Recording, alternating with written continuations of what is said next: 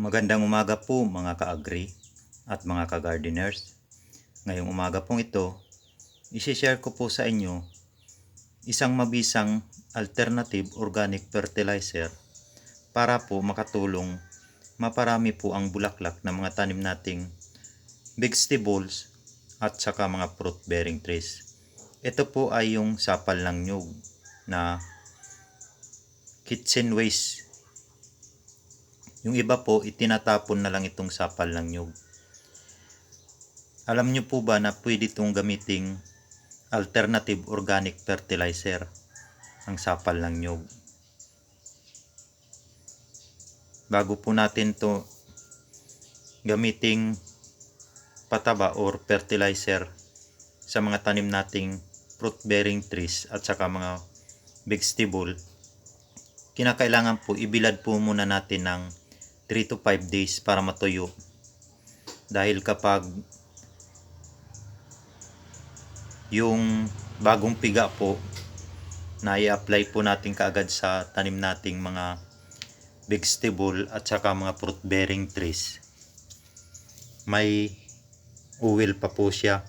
Kaya lapitin po siya ng langgam. Kaya mas maigi po, ibilad po muna natin ang ating mga sapal ng nyug bago natin gamiting pataba or fertilizer sa mga tanim natin. Ito po yung tanim kong siling labuyo na naka-container lang po. Ina-applyan ko po siya ng sapal ng nyug. Once a week ako naglalagay ng sapal ng nyug bilang organic fertilizer na nakakatulong po maparami po ang kanyang bulaklak. Kung atin po napapansin, napakarami po ng bulaklak ng tanim kong siling labuyo at mayroon na rin pong mga maliliit na bunga. Ito naman po yung markot po na native bayabas. Nilalagyan ko rin po siya ng sapal ng nyug. Once a week ko rin po itong nilalagyan ng sapal ng nyug. Ngayon po, napakarami po ng kanyang bulaklak. Yan po yung kanyang mga bulaklak na magiging bunga po.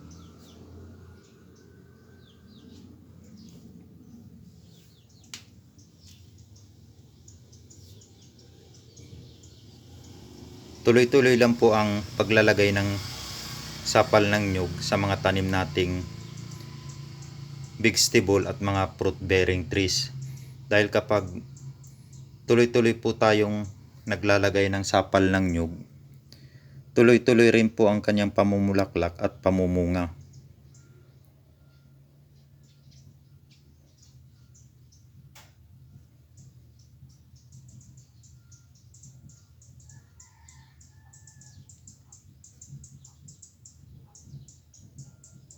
Napakabisa po nitong sapal ng nyug na alternative organic fertilizer sa mga tanim pong vegetable na nagbubunga at saka mga fruit bearing trees na nagbubunga.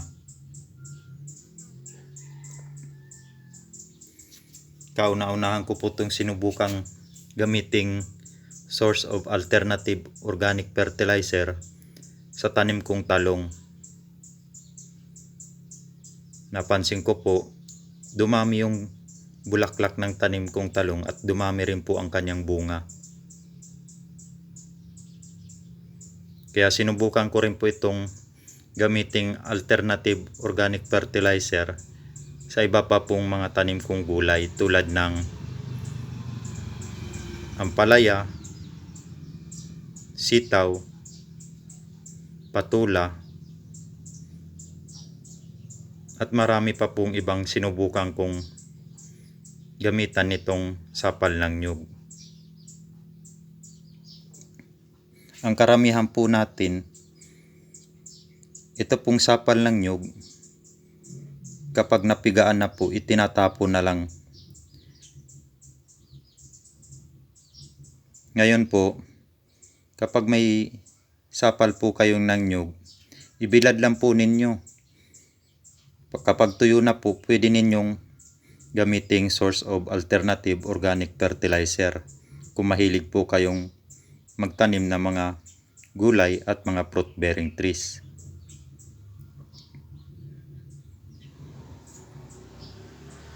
Hanggang dito na lang po muna itong ginawa kong video. Sana po may natutunan po kayong dagdag kaalaman tungkol po sa paghahalaman. Kung may natutunan po kayo, paki-subscribe naman po, like and share po.